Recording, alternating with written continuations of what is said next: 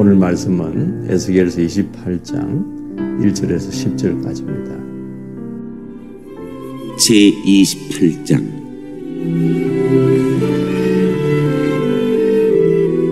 두로 왕에 대한 심판 예언.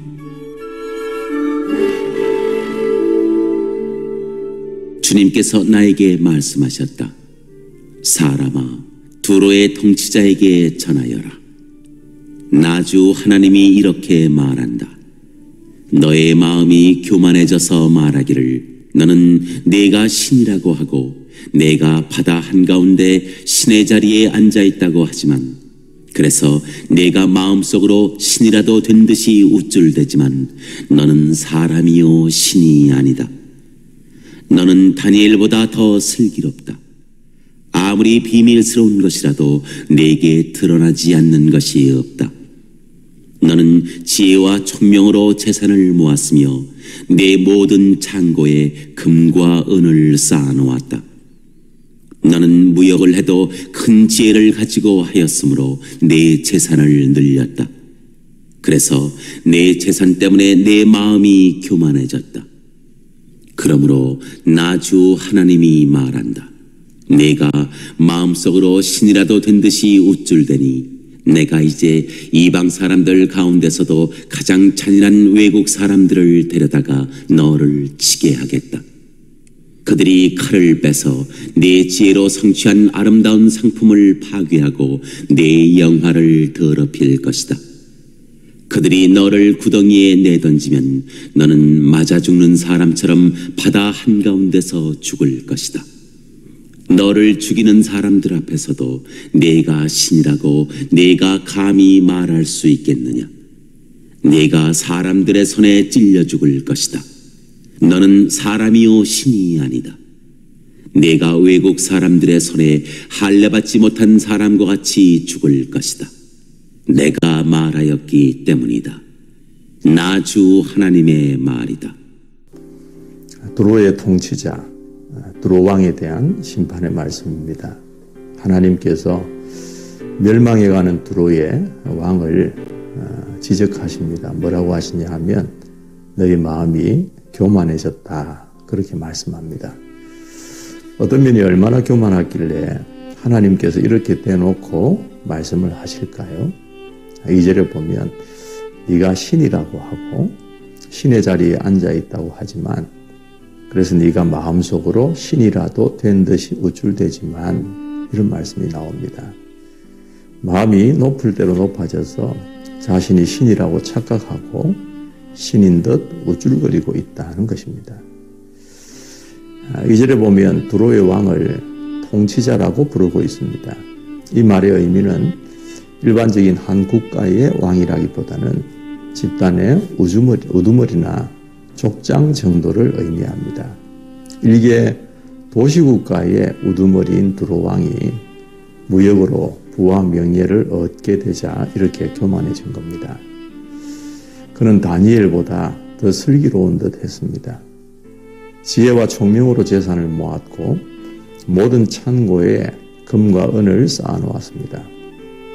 무역을 해도 큰 지혜를 가지고 하였으므로 재산은 부쩍 늘어났습니다. 그러니까 교만할 만하죠. 하지만 하나님은 그걸 용납하지 않으셨습니다. 뭐라고 하시냐 하면은 너는 사람이요 신이 아니다. 2절과 9절에 두 번씩이나 하나님이 그 말씀을 하십니다. 이건 두로 왕에게 주시는 말씀이긴 하지만 사실 우리 인간들에게 전곡을 찌르시는 말씀입니다. 인류에게 죄가 왜 들어왔습니까? 사람이 하나님같이 되려고 하는 교만 때문입니다. 실제로 이 교만의 죄는 우리 마음 깊숙이 잠복해 있습니다. 그래서 여차하면 나도 모르게 하나님의 자리에 앉아있는 것을 보고 스스로 깜짝 놀라는 경우들이 있는 것입니다. 그러나 우리는 자신을 잘 알고 기억해야 합니다. 우리는 한낱 피조물에 불과한 인간이지 창조주가 아닙니다. 좀 잘났다고, 능력이 있다고, 다른 사람들보다 좀 다르다고 신이 되는 게 아니라는 겁니다.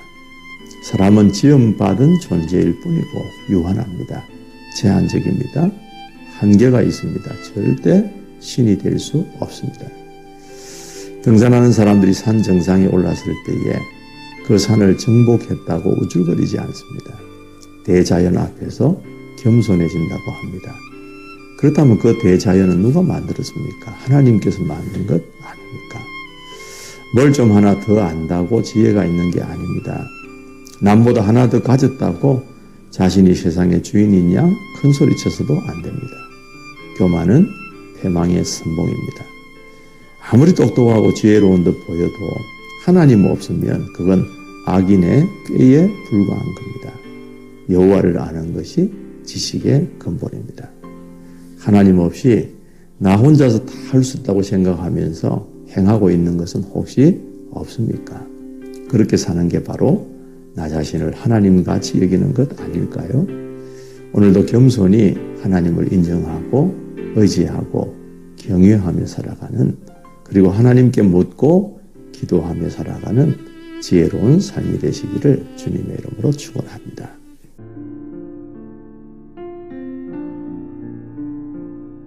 오늘 이 말씀을 묵상하고 자신을 돌아본 한 성도의 간증을 여러분들에게 소개해 드리겠습니다.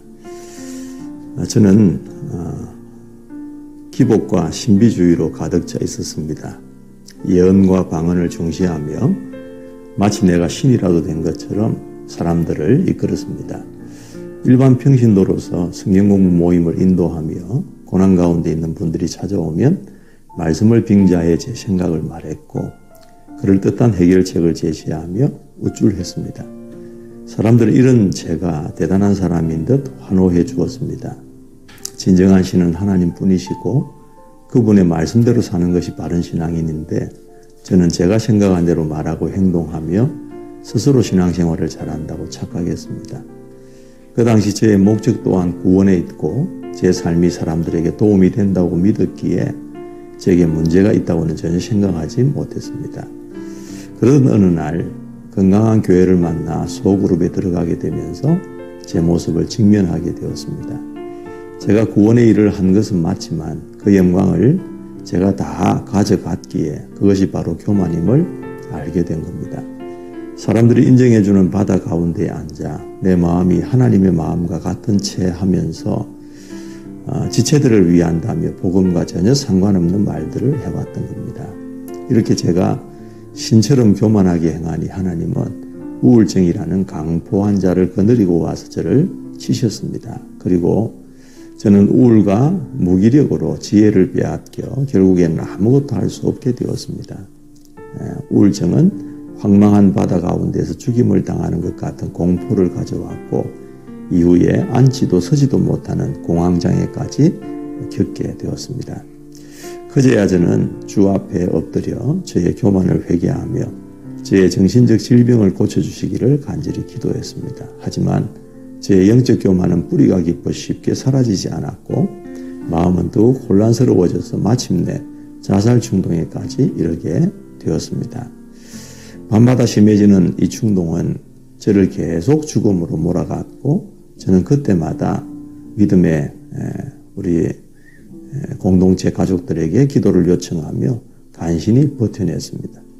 처음에는 저의 죄 때문에 주께서 저를 죽음으로 내모시는 것 같이 느껴져 절망스러웠습니다. 하지만 시간이 지날수록 주님은 저의 죄를 더욱 깨닫게 해주셨고 더 깊은 회개로 이끌어 주셔서 영과 정신의 혼란을 잠재우며 저를 죽음의 구덩이에서 벗어나게 하셨습니다.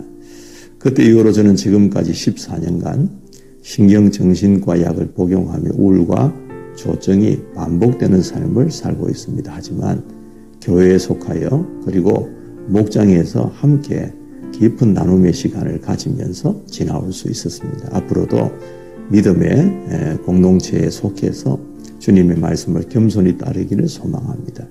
정신적 질병에도 저와 함께 해준 교회와 목장 그리고 가족들 그리고 두로와 같은 교만으로 죽어 마땅한 제게 회개할 기회를 주시고 살려주신 하나님께 진심으로 감사드립니다.